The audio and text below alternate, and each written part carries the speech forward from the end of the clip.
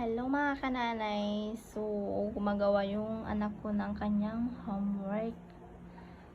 Diba? Agsulsulon.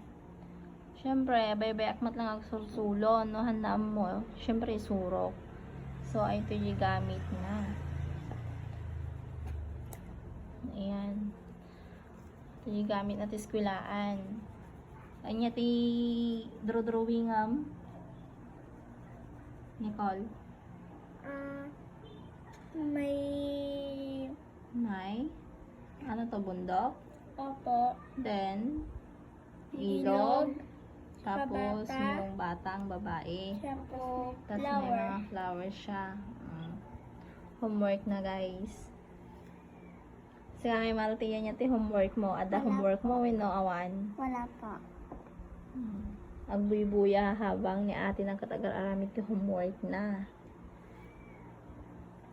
Agadal kayo nalang giskwilaan Mina. Nicole. Handa ka mangmangag.